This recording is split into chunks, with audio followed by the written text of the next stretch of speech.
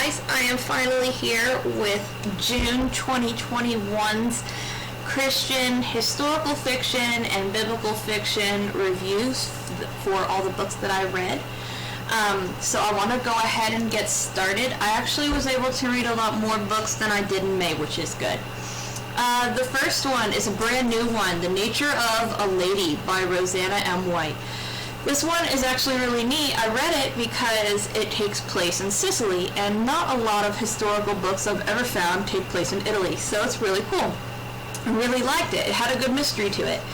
And then I finally was able to finish off the Orphan Train series that I have loved so much by Jody Headland, Searching for You. This one, I had to know what happened to Sophie, so I am thrilled that I was able to finally read the last part of that series. The Reluctant Duchess by Rosanna M. White. I love Rosanna M. White. She has really good books that go and delve into really good issues. The heroine in this book, she really had a lot of problems from her past, and she was able to overcome them. And I love to see people with flaws where nothing's, completely perfect, because if everything was perfect in a book, it would be really boring. Emma by Jane Austen. This is actually because of the Enchanted Book Club that is on Instagram. This was a very interesting book. It's actually kind of funny. It's a classic book, and basically the main character, Emma, she thinks that she's the world's best matchmaker when really she's the world's worst. And she tries her hardest to really try to put people together, but they just don't fit together. So it's actually a really cute book, especially for a classic. Let's see, the next one's An Uncommon Woman by Franz. I like Laura Franz. She's a really good author. I love that she does a lot of colonial books. And this one was really great. It was great about frontier life and the Native Americans. And then Prize of My Heart. This was a really good book. It took place in the early 1800s around the War of 1812, and it had a lot of good emotions in it. You could actually feel the emotions for the characters, which was a wonderful thing. Mary Lou Tyndale. No one can write pirate stories like her. The Red Siren. I have actually read one of her other books, and I believe it was the second one, The Blue Enchantress, so I sort of read them out of order. But this is the first one, and I love it. I mean, a red-headed female pirate. I mean, you gotta love the entire scenario of it. And no one can write pirate books like her. So if you like pirate stuff, then you've got to check that out. A Promise for Ellie by Lorraine Snelling. I actually read this because there was a prompt that I was trying to follow for National Prairie Day, and when I picked up the cover, I was like, yeah, this is definitely a prairie book. So I tried it. I wasn't really a fan of it. It was a little boring to me personally.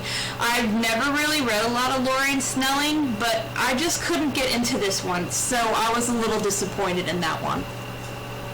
Let's see, the next one. This was actually for another prompt that for When Tragedy Strikes. She Shall Be Praised by Jenny Aiken.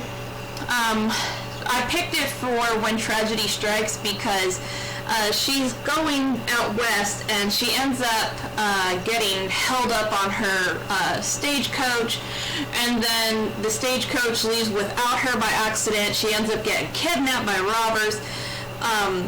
I know it sounds like a really good premise for a book, but the entire thought of the book, I didn't really enjoy it.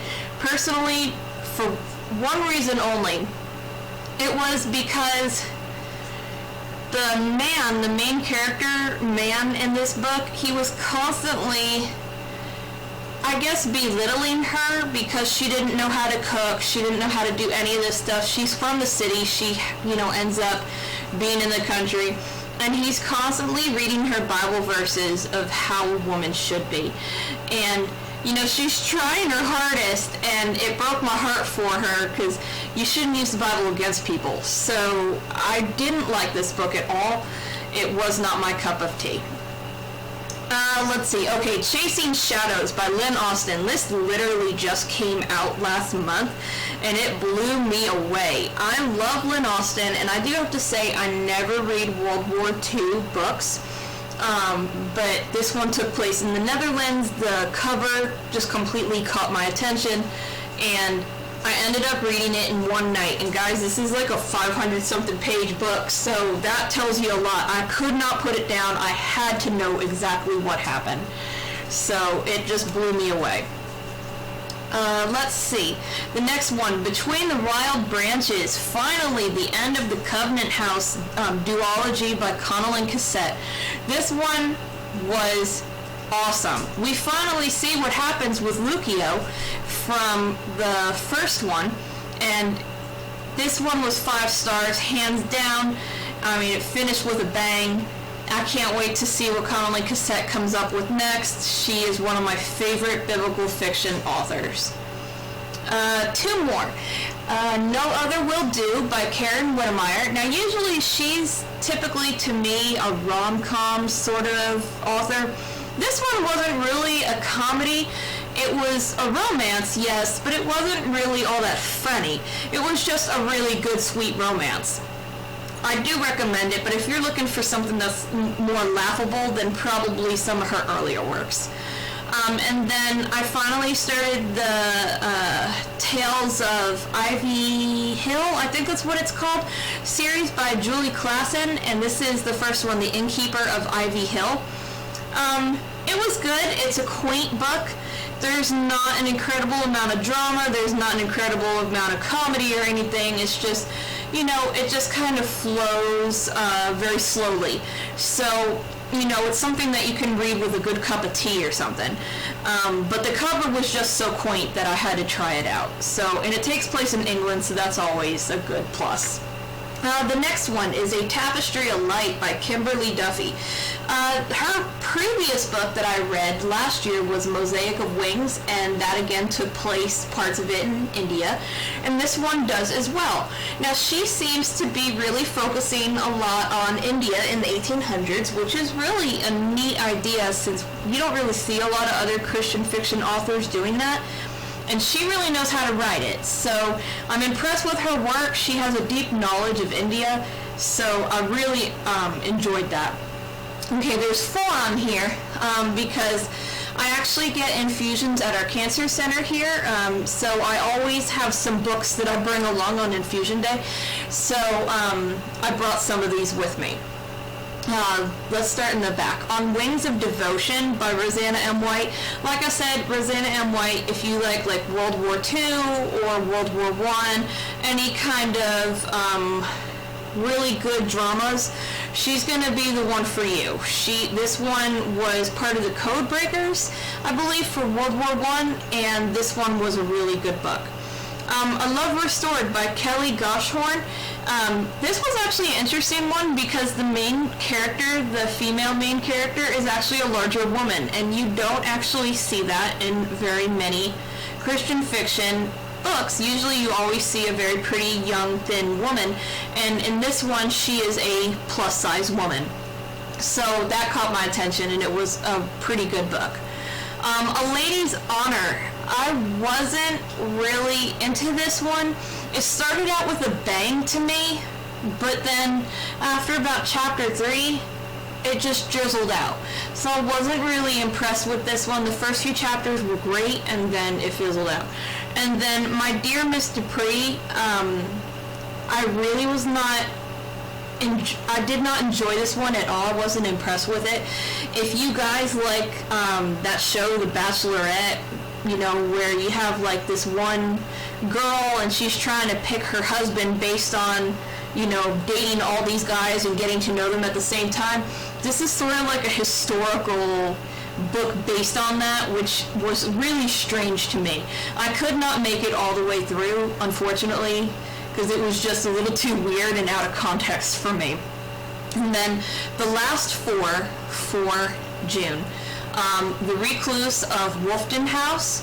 This one was a Regency book, and it was actually really good. I liked how she met the man who was the recluse, and how they fell in love with each other through the shared love of painting and art. Love on a Dime by Carolyn James. This one was okay. I wasn't really into this one. I think I gave it about a 3-star just because there was, some loose ends that really needed to be tied up, but it just didn't seem probable that any of it could have happened. So I just didn't really catch on to this one. A Heart Most Worthy by Siri Mitchell.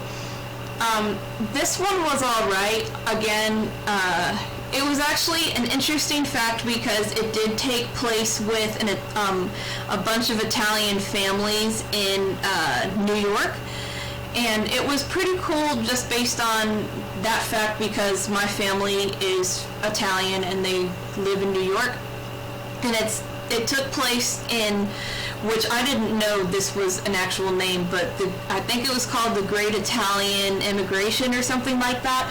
In the late 1800s, early 1900s, where droves and droves of Italian people were coming over from Italy, and finally America apparently had to close its doors because there was so many Italians coming over.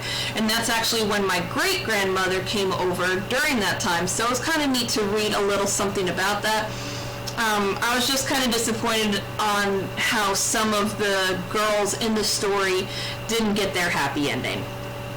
And then the last one, A Bride for Keeps by Melissa Jaggers.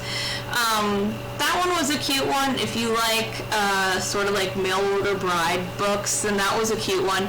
It was sort of an unexpected one. The poor man in the book, the main character that was male, he had been jilted, I think, like 4 times, and then one of his neighbors asked the main character, female, to come out to hopefully marry him, and he has no idea that she's coming. So and he's kind of worried because he's already been jilted so many times, and she's running away from someone that ends up looking just like him. So it was kind of an interesting book. But overall, I had a good amount of time to be able to read for June, and I have been heavily reading in July again. So I hope you guys enjoyed all of these. And again, if you want to check them out, you can check them out on my Instagram page, and that is @KB Whiskey.